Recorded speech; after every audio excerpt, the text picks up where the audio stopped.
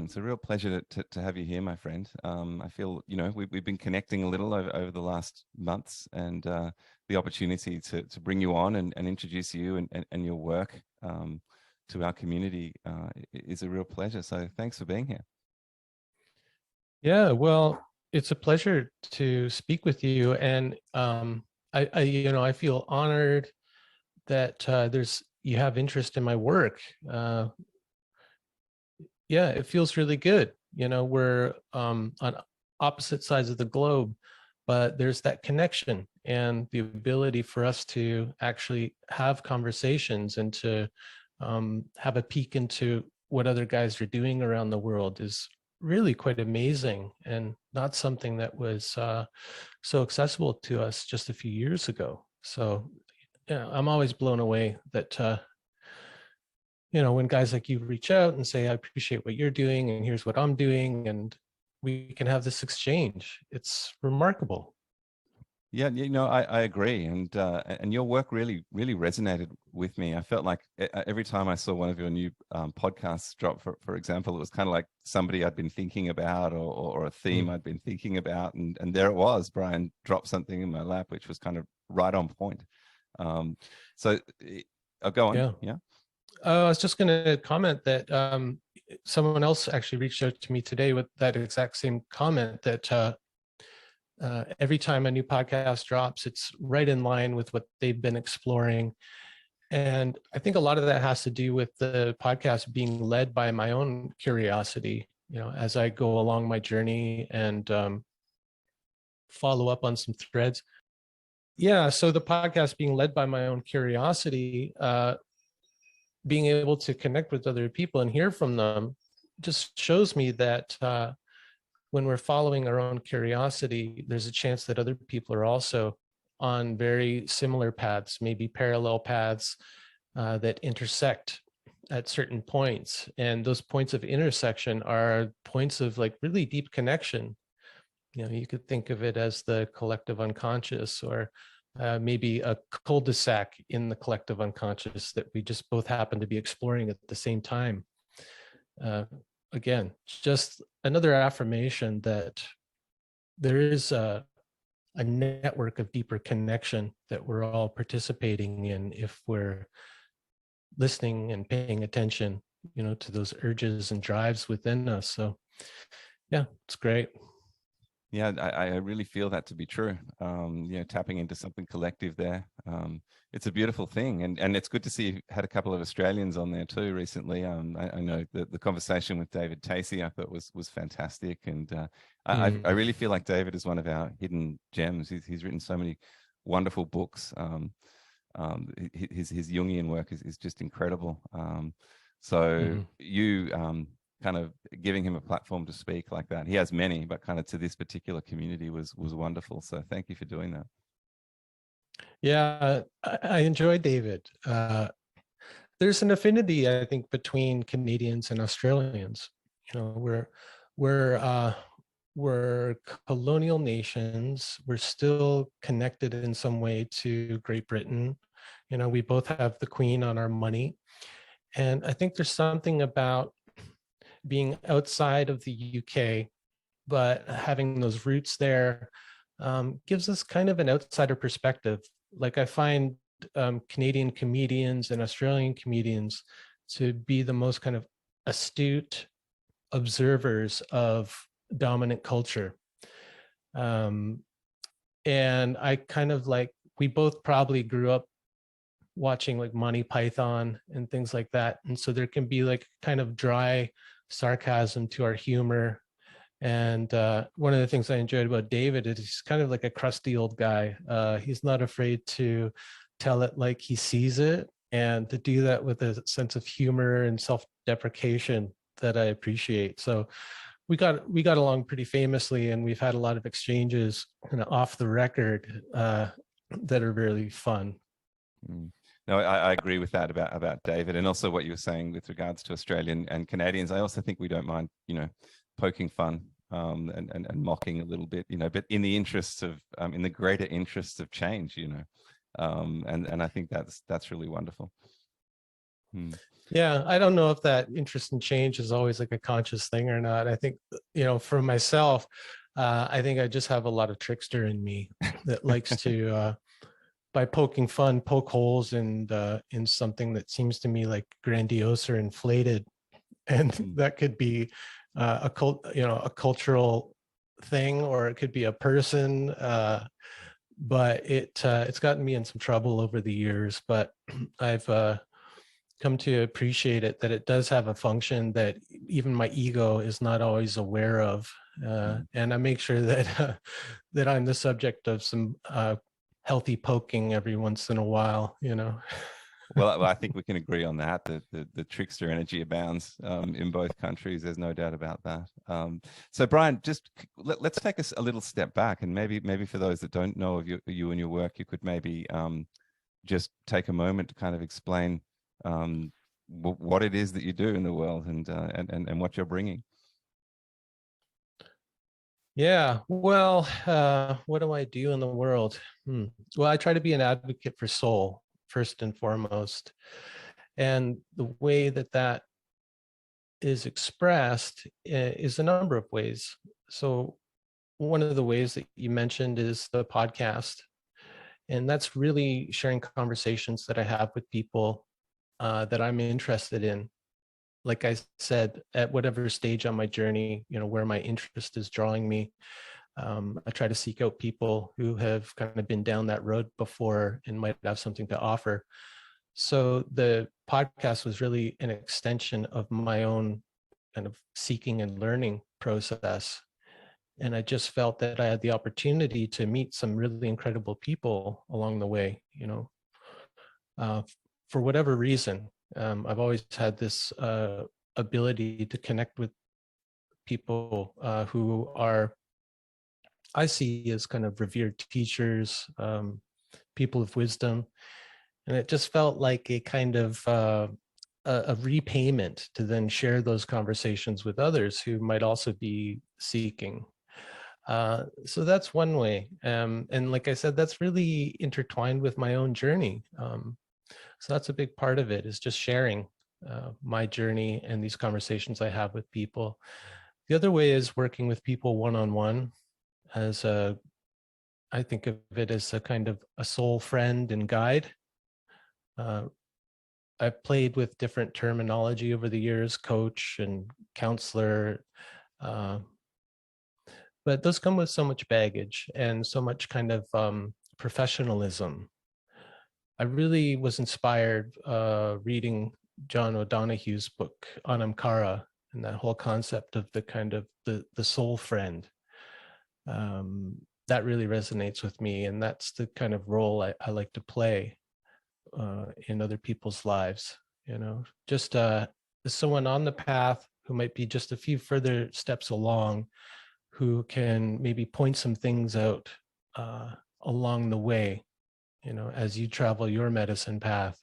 Just go, hey, you might want to watch out for that, or that fruit over there is pretty tasty, you might want to try that for yourself. Mm. I often think about like a jungle guide. Mm. I visited places like Costa Rica and South America, and if you're venturing into a jungle that you don't know, it's good to have a guide, someone who knows the territory really well and knows what to point out, both the pitfalls and the fruits along the way. So that's kind of how I see myself in that role. And then maybe the other way is through my artistic and creative expression. So the writing and music making that I do, I try to contribute some beauty to the world. Yeah, and then just trying to be a good neighbor, really, to the people around me. Mm. Wow, That's that. always maybe the biggest challenge, actually.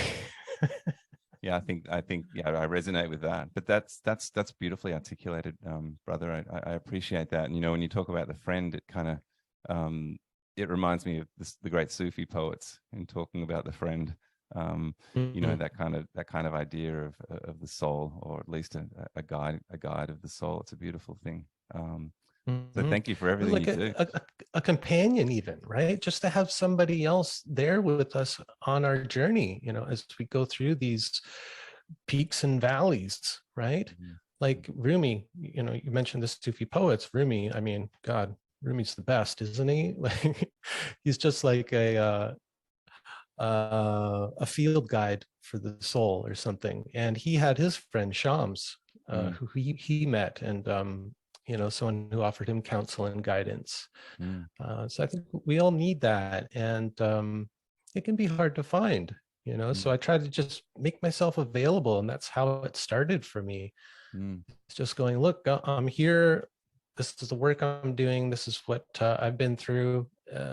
If you need some companionship, here I am. mm. Well, I love that. I love that, brother. And it's interesting, picking up on that Rumi thread that it was when Shams died that Rumi's heart kind of broke open and all those beautiful words poured out. It was Mm, grief, it was the beginning of his kind of soul descent, wasn't it? So mm. I think the whole thing is just such a beautiful weaving. I guess he entered the dark forest that you talked about earlier, the jungle. Um, Mm-hmm. it's a beautiful thing. Yeah. And Well, in that friendship with Shams, actually, another one of his poems comes to mind, or a little piece of it. Out beyond ideas of right doing and wrongdoing, there's a field. I'll meet you there. And that to me points to, it's kind of a guiding principle in the counseling or mentorship work that I do. It's to try to meet people in that field, out beyond ideas of right doing and wrongdoing. So beyond judgment, in a place of the heart of acceptance, to meet each other there, so that we can learn how to be ourselves in relationship, which I think is the big goal. Jung called it individuation, which is a bit of a stodgy term, and has maybe too much of the individual in there. mm, But I think for me, what that means is, the goal of all of this inner work for me is so that I can actually be my authentic self in relationship with others, which is the big challenge. mm, If I'm hiding out in my little hermitage here in my yogic cave, no problem. I can pretend that I'm just being myself and I'm fully authentic. But as soon as I enter into relationship with another person, uh, that's where it's the hardest to maintain that authenticity. And I think for each of us, different kinds of relationships bring that out more. The challenge of that, and mm, for me, it's been with other men. Men were the source of my deepest wounds early on, and so really working to be in healthy relationship with other men has been maybe the most profound part of my own healing journey. mm. Well, maybe you could talk a bit more about that, Brian, because I know you offer um, courses and containers, for men to do the work. And I'm also kind of piggybacking on that idea about it being a place also, out in that field beyond right and wrong. That's where we can come together as men, where there's no judgment. Um, and we can just be, and we can share our stories in a safe way, but in a brave way. Mhm. Brave way, because perhaps out in that field beyond the ideas of right doing and wrongdoing. Now, I think that's important, is that we're talking about ideas of right doing and wrongdoing. So those are really cultural ideas around morality, I think. Maybe there is something, closer to a truly right and wrong, and how do we discern that? For me, the way to discern it is it serving life, or is it kind of destroying life? That's like the fundamental morality for me, that I can judge most any action from, and feel like I'm in a good place, because I don't think we should throw out judgment. And so part of that, being in that space with other people, men in particular, is also calling out some kind of behavior or belief systems that are not contributing to the good and the beautiful, you could say, or not supporting life in its most creative and nourishing aspects.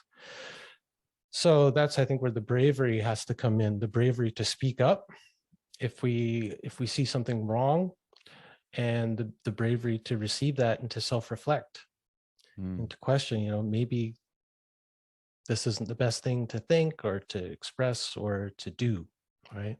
mm. So just to make that disclaimer. Now, sorry, what was your question?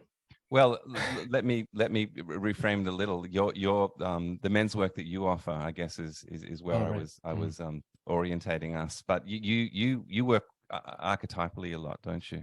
With king, warrior, magician, lover, and those spaces. So I'm interested in, perhaps the men listening might be interested in how that kind of functions for you. Mm-hmm. Yeah, well, I had done different kind of forms of men's work over the years, and gone to different men's circles and things like that. Uh, and I think those can be really good because those can challenge us in all kinds of different ways. But for me, the way that I work at this point, anyway, I really like the one-to-one work. I think that can really help us to get down to the core of things more quickly. So that's what I've been doing for the past few years. And yeah, I did develop a course based on Robert Moore's work that is for individual men. And it takes place over 6 weeks.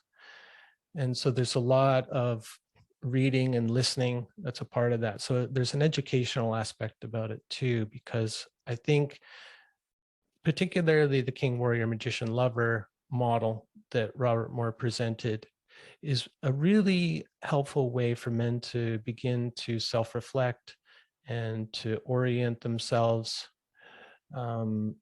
It's just really useful. I mean, I don't take it always so literally. I don't I try not to be confined by that model, because of course there's many more archetypes that are alive in us. But I think he did a really good job at identifying these 4 key archetypes in the masculine psyche. So he already laid the groundwork. And, I looked at maybe coming up with my own model and things like that. But I just felt like there is something in the continuity of picking up where he left off in that work.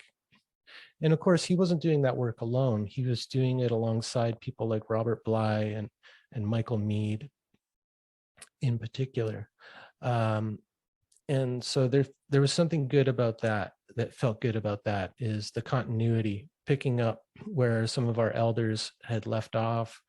And so part of that is, when I work with men individually, is really making sure that we bring it on home in their actual lives, and not get lost in the theoretical, the abstract, which I think is one of the pitfalls for a lot of men, especially the men who come to this work. They generally have a lot of magician in them. That's one of their main sources of power, a lot of the guys who are interested in self-development work, because the magician archetype is the one who leads us into the work. It's the part of us that wants to know and to understand, to figure out, to learn different systems and things like that.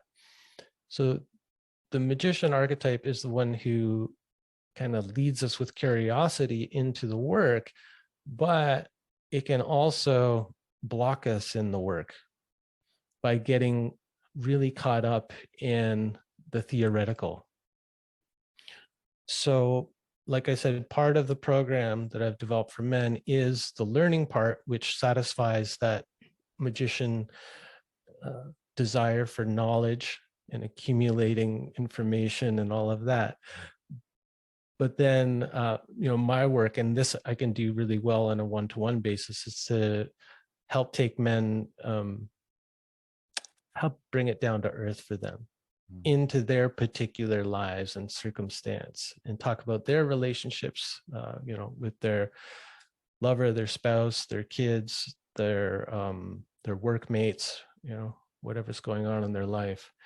And that's where that challenge part of it comes in, mm, because it's easy for us to stay in the abstract and the theoretical and talk about all these really wonderful, rich Jungian ideas. But when it comes to applying them to ourselves and really taking an honest look at ourselves through this archetypal lens, that can be a lot more difficult and challenging to the magician who wants to remain kind of detached from it all, and analytic. That's easy, and that comes naturally to a lot of us guys. So well, it's interesting because, and thank you for those words, because a lot of what you just said lands really deeply with me, and also what I've experienced over the years in men's work. I really feel that. It's interesting you use the word analytic. Even the etymology of that word, which means to sort of take out of the collective and forensically look at. So it almost means to separate. It does mean to separate, exactly. And I work with the tarot. I think it's just a beautiful collection of archetypal images that can help ground some of these ideas into an image, which people like Jung and James Hillman especially thought was very important, because the psyche speaks in images. It speaks in images through our dreams and our fantasies and imagination. And so having a kind of a book or repertoire of archetypal images, whether they're through cultural stories or things like that, is really important for us to, again, bring it down to earth. And so one of the first cards in the major arcana of the tarot deck is the magician. It's like there's the fool, there's the magician. So the magician is the beginning of the work. And if you look at that image in the classical decks, like the Tarot de Marseille, he's got a table in front of him, his like little alchemist or a magician's work table. And he's got a collection of objects in front of him. And he's kind of looking at these objects. So there's that analysis, is the taking apart, the separating out. And in alchemy, that's the first stage too, is the separation stage, because when we come to this work, where what the alchemists called the massa confusa, the confused mess, it's like a congealed ball of memories, experiences, traumas, and gifts, all like in some confused ball. And so the way we have to begin is by like separating things out, putting them on the table so that we can have a clear look at them and decide, what needs to be discarded, what needs to be nourished, what needs to be transformed, all of that. But until that separation happens, there's not a lot of hope for us. So that's where it needs to begin. And I think that happens in my work through the dialogue that I have with people. It's like listening to their stories, and through listening to their stories, listening to some of the patterns of speech. Underlying that are kind of conditioned belief systems at work. And I'll just notice things. Little things will tend to jump out at me, and I'll go, you keep saying this word, or you describe that in this way. Can we just take a little pause and look at that? And so we pull out that little piece, we put it on the table in between us, we have a look at it together. If it's a belief, we go, does this really hold up to any scrutiny, this belief that has just become like an unconscious pattern in you? And we look at it, and oftentimes it's actually no. Now that we like pull it out and we look at it, it doesn't feel true to me. Maybe it felt true to me 20 years ago, but it no longer does. And so that can be transformed or discarded or burned up, whatever needs to be done with it. But that's how it happens for me, is through the dialogue and paying attention and noticing, and just having the guts to maybe interrupt someone and go, I'm getting a little, I call it, I get the yellow flag. It's like the warning, like something in me comes up, like a little caution, and it's asking for a pause, like the yellow light on a traffic signal. It's like, let's slow down here. Let's like be cautious. Let's take a look around. Yeah. Wow. Yeah. Again, really feeling into a lot of that. It makes a lot of sense, and as it happens, Brian, we're actually working with the tarot this year, and through one of our through our story session, which we hold weekly. And Mm. obviously it was the full in January, and we're working with the magician this month. So to hear you talk so There eloquently you about the go. magician is bang on target for us. So thank you. I was going to say that we're actually following the lead from the Joseph Campbell Foundation, who are doing the same thing with their essays and writing this year. So it's Oh, been a I pleasure to didn't kind know of, that. yeah, yeah. See, there's another example of the collective unconscious at work, right? Because January started up, my wife's doing a course with Sharon Blackie, and she's using the Fool's Journey as a guide through this course.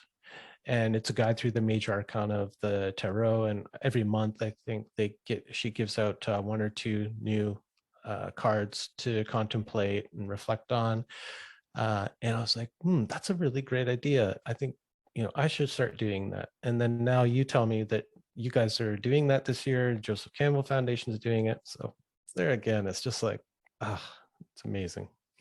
It feels good when you hear that, doesn't it? There's something, some part of you which kind of, it's almost like there's a So, release, the shoulders drop and you're like, there's something there. I understand something now.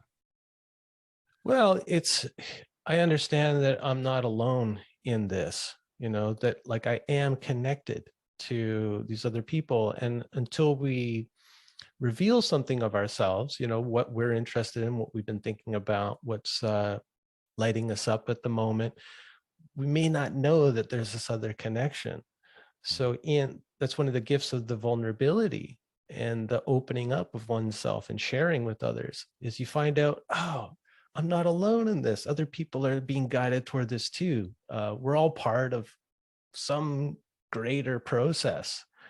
And then for me, it's like the affirmation of that.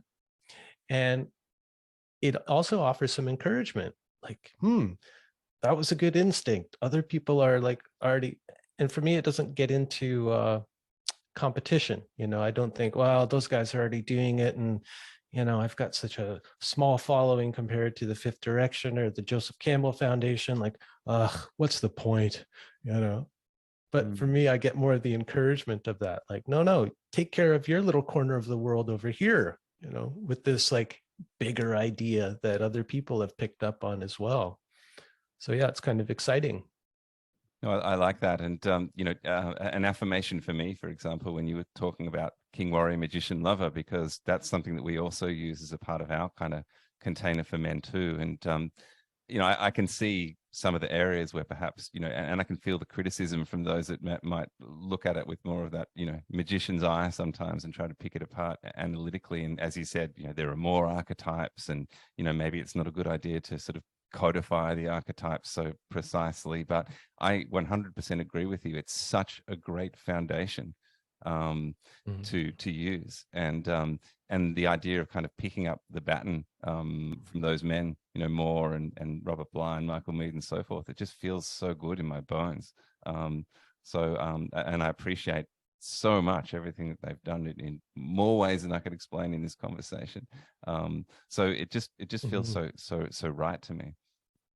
Yeah.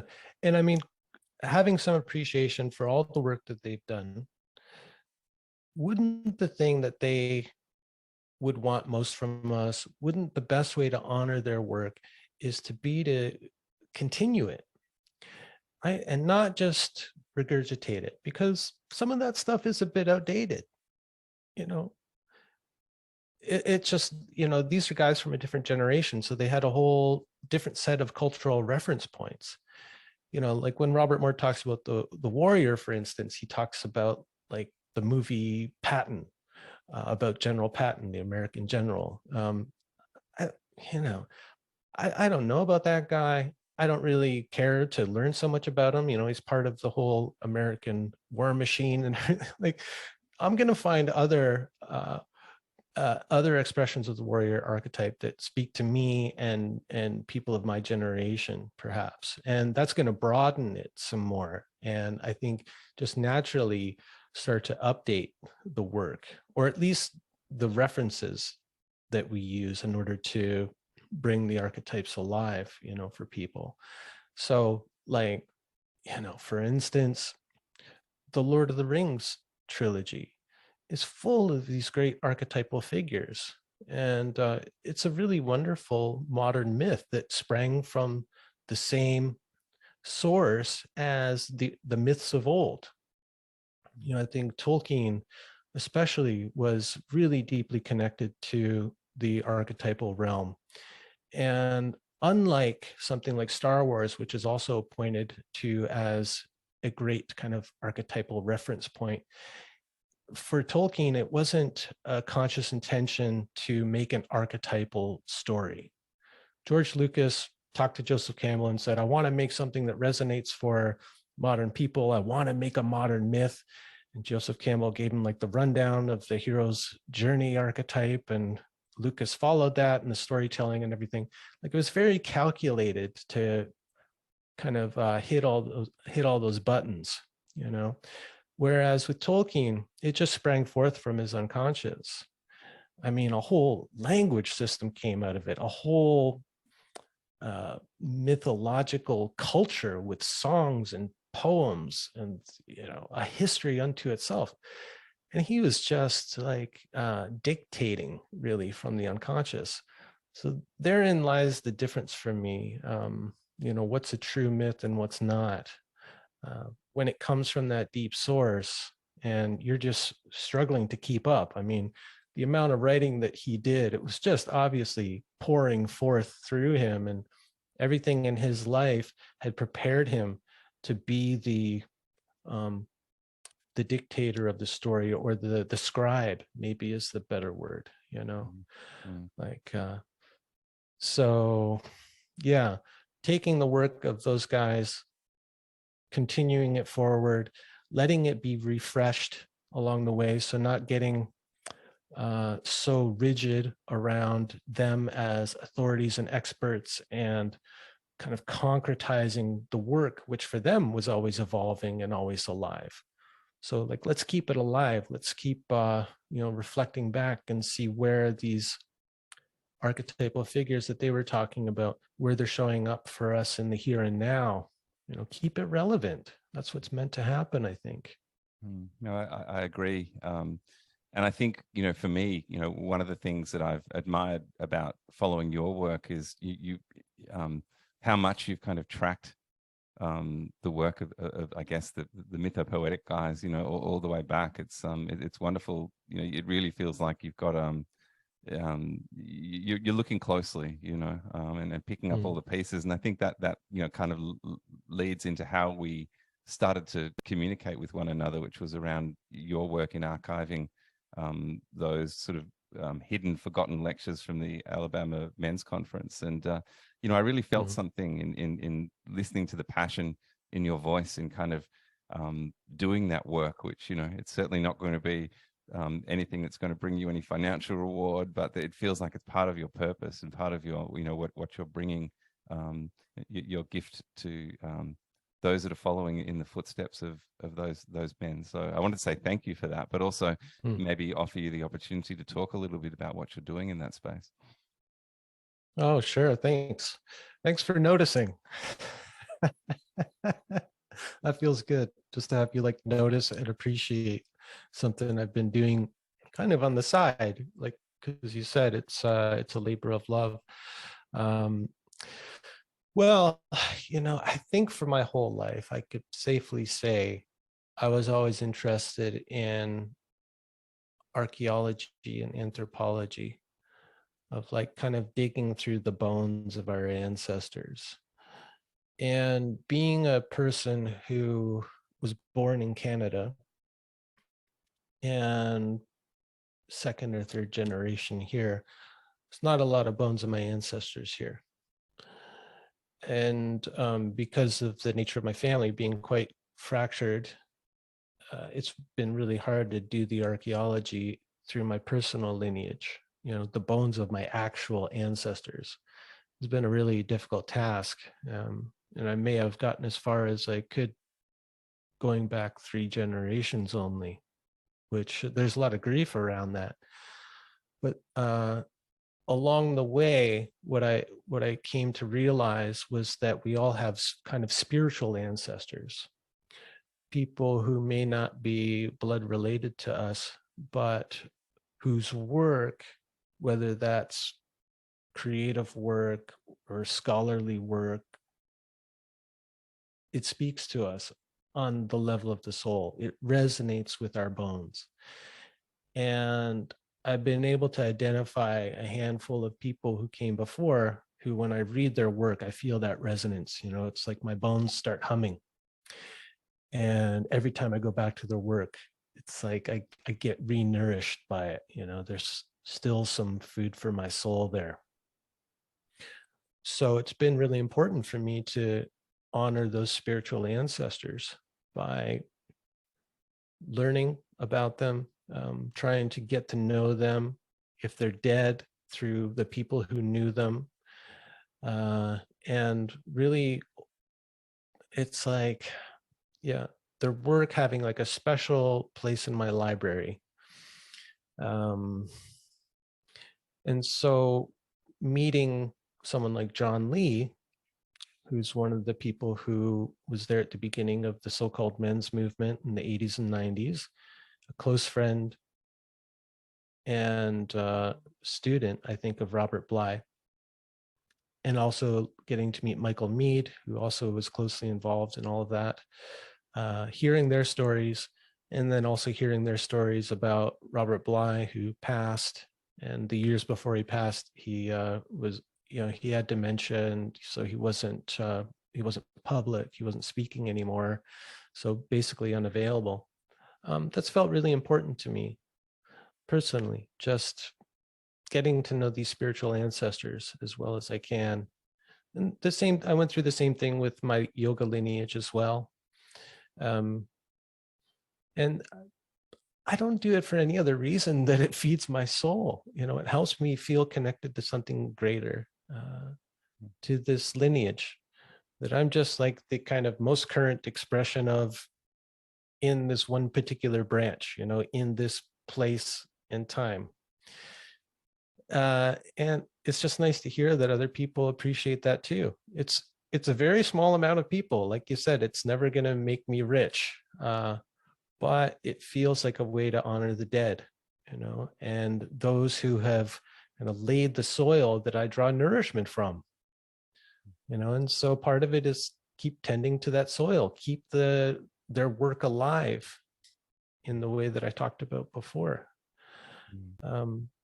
Not holding them up as like kind of religious icons, the way that Carl Jung has, and the way people will want to do with figures who make such an impact on them and the culture, but really trying to just understand them as human people, accepting that none of them are perfect, but they were tapped into something that is contributing to the greater human culture, in honoring that. Yeah, that's beautifully said.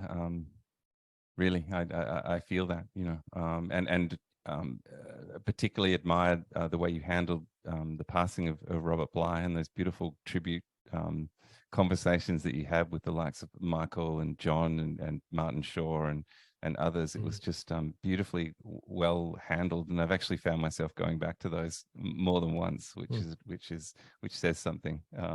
Plenty of things to listen to out there. Yeah, well, there is, that's for sure. But I'm interested in like what keeps you going back. Like, what does it give you? Yeah, Hearing those it's stories. very similar to the words you were using earlier. It's almost like I need to rehear some of the things that were said, to understand more about his life, some of the stories that were shared about Robert's early life, and it gives you it gives you such a great insight into a man who means so much to me, who I consider a mentor, who I never met. So there's all these little kind of breadcrumbs that get dropped in those conversations with men that were around him a lot. I feel like bringing up Walton Stanley and Tim Young, who are obviously very early names and faces with the Minnesota Men's Conference, and having them come and speak to our men once a month at the Fifth Direction is just beautiful, because they drop all these little anecdotes and things that happened. I know you've had them on your podcast as well, so you might feel some of that, but that also helps us feel connected, all the way back into those roots, having those men's energy, their voices and their faces around us, and listening to the old stories. It's just, it really fills me up in the most beautiful way. And I know in speaking to the men in our community that they feel similarly. So yeah, I guess that's all part of it. Let me check with you on this. This is something, that it gives me hearing those anecdotes. People who are close, like physically close to that person. And having spent time with, one person in particular, an early yoga teacher of mine who took me under his wing and took me around the world and all of that, getting to see who he was off stage, was really revealing to me and instructive. And so one of the things that I get from these personal anecdotes is a humanizing of someone like Robert Bly, who we're talking about.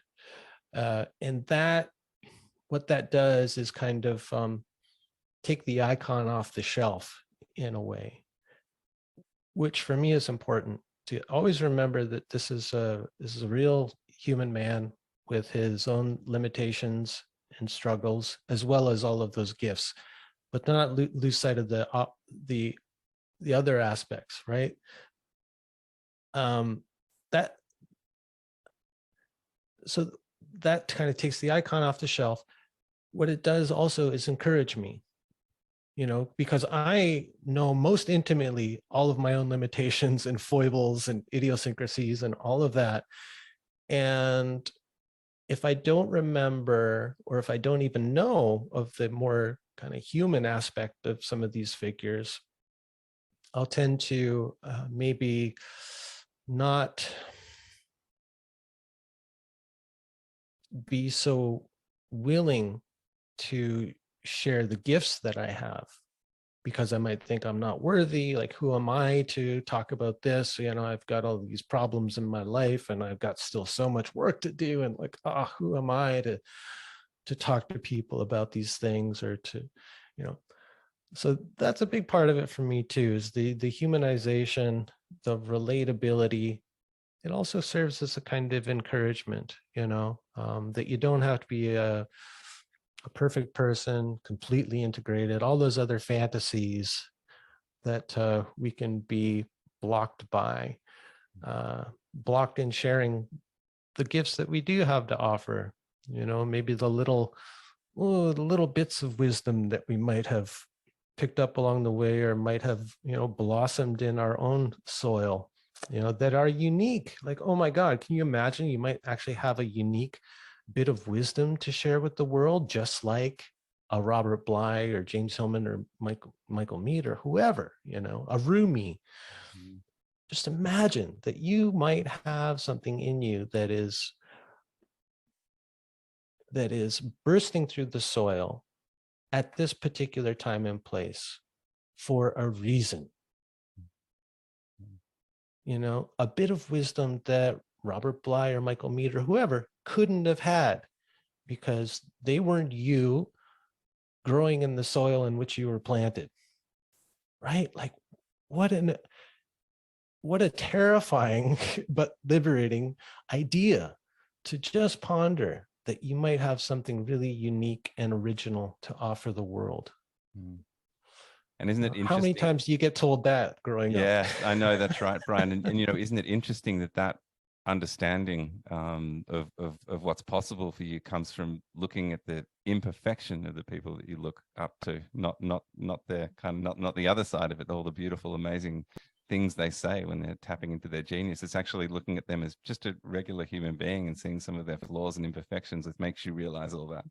So I think that's wonderful. What it can do, having a more complete picture of the person, can kind of dim the light enough emanating from that figure that your own light can then find a place in the world. Because otherwise it's just blinding and you're just dumbfounded by it. You're kind of arrested by it. You're stopped from doing your little piece of work in the world, maybe, right? I think that's a pretty common experience for a lot of people. So I'm saying, like, see them as human beings. It dims the light a little bit, maybe so that little ray of light from in your soul can shine into the world, because it's there and it's meant to be shone into the world. Otherwise, you wouldn't be here. Mm. End of You know, story. yeah, one of the little documentaries that I saw, which really um, taught me that lesson, was A Literary Friendship. And it's the conversation between Robert Bly and William Stafford. And it's very raw. It's very, Oh, it's almost looks like that they're not even aware that the camera's in the room at some points. And wonderful. they're just, shooting the shit and being a couple of guys. And it's just, me looking up to Bill Stafford as a poet and obviously everything around Robert Bly, just to see two guys just talking like that, and it just made me realize what's possible for me, and all in all the Yeah. ways that you mentioned earlier. Yeah. Bly, I mean, this is one of the reasons why he's got a very prominent place on my tree. James Hillman talked about the idea that we all need to find out what tree we're on. And that will help us navigate all of the books, videos, all of the stuff out there. If we start doing this kind of work, we're inundated with teachers and experts and traditions, practices, all of it. It's just too much. It can be overwhelming. So a great first step is to just start to figure out who's on your tree. Like when you read that person or listen to their voice, does it start that humming in your bones? Do you feel that resonance? Are they some kind of spiritual ancestor or brother or sister? Start to figure that out. So Bly's got a prominent place on my tree for the reason you just described. He was so natural and human and willing to show himself. He never, to me, came across as an authority or expert. He was always engaged in wondering aloud with other people. And I go back to those conversations all the time too. There's some great ones that he did with a guy on a radio show called New Directions. And you can get these on Audible. And I was just re-listening to a couple of them. And very much he's engaged in a conversation with this person who's supposed to be interviewing the expert. And he's asking him his opinion on things and like, well, like, what do you think about this? And I just love that. It just dismantles the whole idea of the expert and the authority, which in my opinion, we just have far too much of these days. So I find it very refreshing and encouraging. Like, just be yourself. Don't try to be the expert. Don't try to be the know-it-all. Just be curious and open about the curiosity. I love that. I love that, Brian. There's one particular moment in one of those interviews that I remember so clearly, and Bly was telling a story or a piece of a story, and when he finished it, there was just a pause, and he just said, "I have no idea what that means." And it's like just this wonderful moment, Yeah. Yeah, he was just curious, and that's a beautiful thing. Yeah. Look, I'm noticing the time. If you Yes. want to continue for a little bit, maybe we can wrap it up nicely or try to. But before we do that, I just got to run to the washroom. So can we take a little pause? Let's take a break and just close up with another couple of minutes. That'd be great. Great. All right. I'm going to pause. Yeah, I was going to ask you, Brian. I'll do some cuts so we can just have a little side chat here. But I was going to maybe finish up with asking you a bit about the wild man archetype that you're working on. Is that maybe a final thing that we could mention before we close off? Yeah. Or is there not enough there for you at the moment? It's just a thought. No, but that's maybe a good place to kind of leave it, is where is the inquiry? Where's my curiosity leading me right now? Yeah. At this moment, so I'd be happy. All right. Well, let me dive into that one. So Brian, I'm noticing that the time, and it's been beautiful chatting with you. But in coming to a conclusion, I wanted to ask you kind of where next. What's alive in your heart right now, and where are you feeling drawn? Yeah, thanks. And when you proposed the idea that you have me on to talk about my work, you asked that question, what's alive for you right now? And my response was a typical response from me. It's like, well, I'm not, who cares about what's alive just in me, right? I'm more interested in finding out what's alive between us. And so I kind of put it back on you as the host, like, you lead this, and like, let's not go in with an agenda. It's that coming from that kind of place. But then that your question kind of like kept working on me. And then I think a couple of days later, I said, okay, well, look, I'm kind of interested in this particular subject right now, and maybe that's something we could explore. And you responded with, well, yeah, that's really interesting to us too at this time. So what I've been thinking about lately is, okay, what's the way to set it up?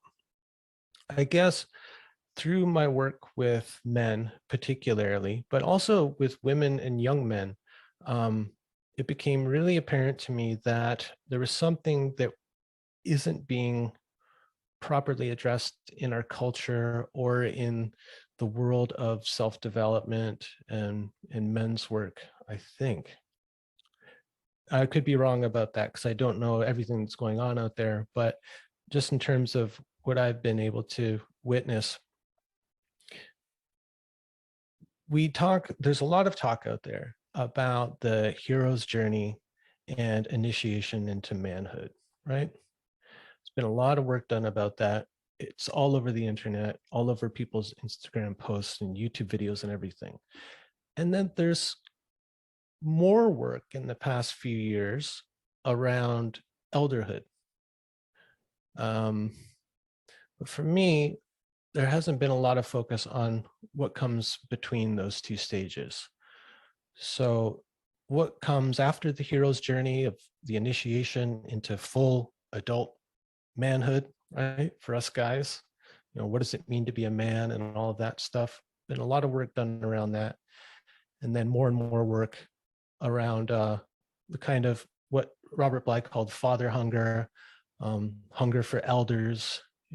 Guys of our generation have, I think, been taking that up more and more. Having come from, what we call here in North America, the boomer generation, it was like really the me generation. A lot of our older people, they retire. And in the true sense of the word, is they retreat from culture, they retreat from community and society, and they go have an extended childhood in places like Mexico or Arizona or wherever, Florida. So it's left us with this real need and hunger for elders. But that still leaves that time in between, in the middle age of a man's life. And we can tell that there's a need not being met by simply the disease, what they call diseases of despair. So the addiction, the depression, and suicide rates among middle-aged men are the highest of any other demographic. 70% of all suicides in the US in 2020 were middle-aged, quote unquote, white men. The people who are supposed to be at the top of the heap, according to kind of dominant narratives right now. Well, obviously that's not the case. Something's going on there. And so the question that arises for me is, what's missing in a middle-aged man's life that would cause him to descend into addiction and depression and suicide? And I think it's a lack of guiding stories for that stage of a man's life. So I was thinking about it and looking around, like, have any of our elders really talked about this? And I found that anytime somebody of the previous generation, anytime they talked about mentorship, it was always about what it gave the young man and the necessity for mentorship in a young man's life. But it's clear that these middle-aged men are really at risk. So we always talk about at-risk youth and helping them out and all that. But what about the at-risk middle-aged man who obviously is lacking a sense of purpose and meaning in his life? Otherwise, we wouldn't have the addiction and depression and suicide, right? Mhm. So we're starting to set this up like there's a missing need here for a guiding story, and at the root level of the story is always an archetype. So what's the archetype that uh, is missing at this stage of a man's life? So following that, I've started to get a sense, well, I think it has something to do with what's been called the wild man archetype, which immediately brings up all of these different images and ideas. Many of them I think are misleading. So I'm interested, when I mentioned, I'm curious about maybe exploring the wild man archetype. Just immediately, what does that bring up for you? What kind of associations do you have to this term? Yeah, I mean, for me, it's probably around reconnecting to my primal side. I start thinking about Martin Shaw's work around the wild twin. This part of me that I've kind of left out in the forest to fend for itself, which is kind of full of my wounds in a sense, and obviously, clearly, the story of Iron John. Mhm. Yeah, the hairy wild man in the woods Correct, at the bottom of who the and lake. Yeah. yeah, who's been submerged in the pond, out of sight, out of mind. Um, that's where I was led to, is thinking about particularly Bly's work around the Wild Man, Iron John, Iron Hans. Uh, the thing about him, though, is he's still pretty wild, right? Like in the Wild Man, in different cultural stories and depictions, was often seen as not a part of the community at all. I mean, he was literally a man living like a wild beast in the forest. And if we think about a figure like Pan, uh, he's keeping something alive, keeping something of the wild alive, but not integrated into the community because he's just too wild. But he's there. And maybe once a year, they would have a festival where they'd invite the wild man into the festival, just as a reminder that at our core, we are still wild, but not integrated, allowed in once a year. And so I think, what I've been kind of getting to is that there's the wild man is maybe one stage in what needs to happen in a man for him to be a mentor. And so I've been focusing in more on the mentor as a role, as an archetypal figure, and doing some wondering about that. What is it that makes a mentor? Uh, what does the man acting as mentor get from the mentoring relationship? We know what the young man gets from it. We know what need is being filled there. But I'm saying that the man acting as mentor gets something necessary from that relationship as well. Something that will give him that sense of purpose and meaning in his life that will keep him from falling into absolute disrepair. Mm. So I think reclaiming the inner wild man, that part of it, that's an aspect of it. But I think he has to evolve somewhat so that he can be actually integrated into the community. So when I think about the wild man, I immediately associate it with those stories surrounding the men's movement of the 80s and 90s. People from the outside hearing about it and just picturing men getting naked in the woods playing drums and screaming and shouting. And that's not untrue. A lot of that did go on, but there was a lot more going on. There was the kind of there was a refining of that happened actually when you really got into it. I mean, the true kind of primal wild man of the woods, he's not interested in poetry or music or anything like that. He's living like a wild animal, it's not safe to have him in the village. So what happens when the wild man kind of evolves and becomes more integrated in a man? I think what we get is the mentor. So looking at, well, Lord of the Rings, for instance, Gandalf, classic mentor, and very much someone who's integrated the wild man. He's got a wild aspect to him. You know, where's Gandalf's home? We don't know. He's kind of wandering around. He's quite at home in the wild. We see him shape-shifting, communicating with animals and creatures. He's got that, but he's also more refined. You know, he's able to come into the village and serve a role and all of that. He's interested in more than just his own survival and thriving. You know, he's got that elder quality in him that is interested in upholding the good in all. You know, peace and harmony in the kingdom and all that stuff, right? So Gandalf is there. I got Gandalf in my sights going, but he's still kind of old. I don't know. Is he the old wise man? I don't know. Merlin is another figure that I'm getting really curious about exploring more deeply. Merlin started out as a warrior in service to the king. When the king was killed in battle, the Welsh king, so this comes from the Welsh tradition around Mirrodin or Merlin. After the king was killed in battle, Mirrodin's grief was so great that he had to retreat into the woods, and there he went mad. So he went wild, but he didn't stay there. You know, in the stories, he then ended up being a mentor to young King Arthur.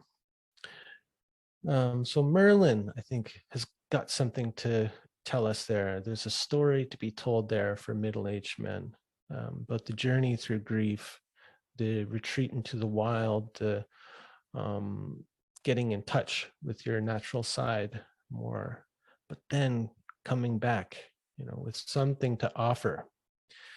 The other aspect of the mentor that I think about is mastery. The mentor has gone through life. He's lived the first half of his life gaining mastery in some area of life. He's done his 10,000 hours in at least one area. So he's got something valuable to pass on, to teach. So men who haven't got that, I'm not sure what they think they're offering, you know. So that's an integral aspect of the mentor, is mastery. Having integrated his wild nature, right? That's another piece of it. What else was I thinking about? I mean, maybe I had a couple more notes here. Yeah, that he embodies authenticity. I mean, that's part of embracing the wild man, is embracing your authenticity, right? Giving less fucks about what other people think about you. You know, how you dress, how you wear your hair, how you speak, all of that, right?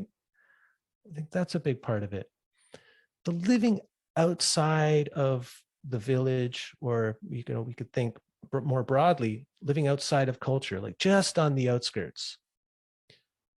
You always find that in these stories. He's never so far out that you can't find him. He's just outside enough to not be conditioned or conform to the expectations of the civilization, but he's close enough that you can access him. You know, Mead talks like about Michael, the 1 foot in, 1 foot out, Brian. You know, one foot in the domesticated, 1 foot in the civilized, and one in the uncivilized. That's kind of where this mentor sits. You know, and I really like that kind of image. Yeah, that's very much like the shamanic archetype. 1 foot in this world, 1 foot in the other world. The ability to bring things back and forth between the two worlds, right? In the Water of Life, Mead tells a story, an old Irish tale about a young prince, and you know, he's going through his kind of initiatory journey, and you know, apropos of the hero's journey and that whole archetype, he meets his mentor, and he's a druid in the hut just on the outside of town. So he's a kind of natural magician, like a shaman, living on the outside of town. And I think that's an important point, because mentorship, I think, needs to happen outside of the family home. It needs to be someone outside of that unit, because another aspect of the mentor that I think is important is helping the younger person break free of the familial and cultural conditioning in order to find who they really are, right? So that person, the mentor, has to be outside of that in order to challenge it. If you're too close, say, to the father and mother of the young person, and you start challenging the status quo with that young person so that they can be free to be themselves and make up their own mind and all of that stuff, find their own path, mom and dad likely aren't going to be too happy about that, because the young person may become more non-conforming and disruptive to the family unit, right? But that needs to happen in order for the young person to discover their original medicine or their genius. So the mentor has to be just on the outskirts, right? So they it could also have be to have less investment in, the mum and the dad are too interested in their son or daughter's safety. I think the mentor has less interest in their safety and more interest in their potential, and that means taking a few risks, which may not sit well with the parents. Well, and the parents have too much invested in their own ideas about right doing and wrong doing, their dreams and expectations for this person they see as an extension of themselves. So for that young person to be planted in their own soil and grow into their fullness, there needs to be a severing of that, that entanglement. And the mentor who's just outside of that bubble, or is able to do that in some way and to encourage that person's growth. So these are some of the things I've been thinking about lately, and I want to develop it more. There's not a lot, so I'm looking for work that has already gone over this. Michael Mead has been pretty good about that, although again, he focuses more on what the young person gets from the mentorship. I don't know if he's seen the necessity for middle-aged men to be a mentor. So I'm looking into this right now. So that's kind of what's alive, but I think there's something really important about that. Like, what are middle-aged men missing that's causing them so much despair? What story, what archetype isn't being held up and offered to these men?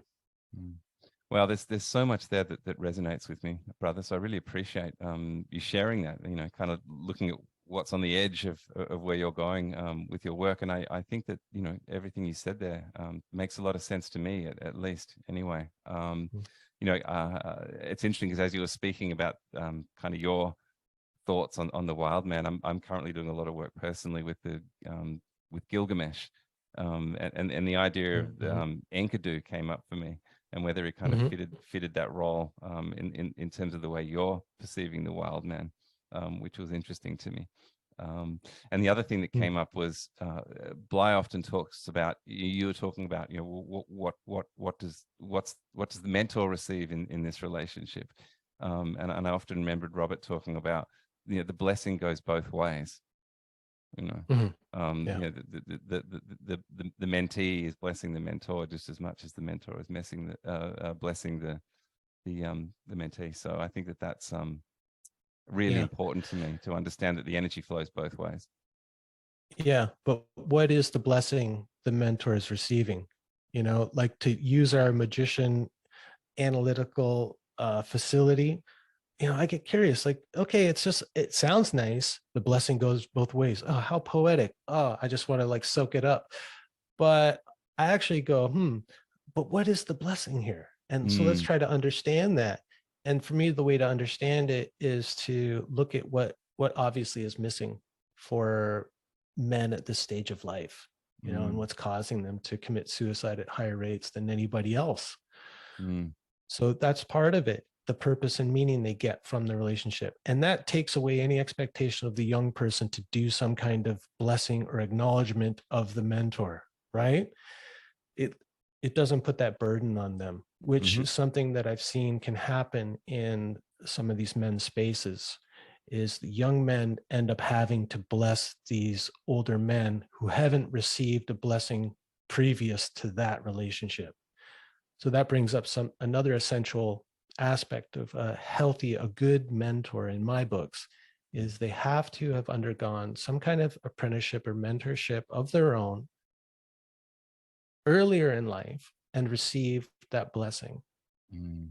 No, I like that. In a way that was just organic, you know, not as part of some like initiatory weekend, you know, gaze into this other man's eyes and give them the blessing they didn't get when. No, I don't think that actually works, to be frank.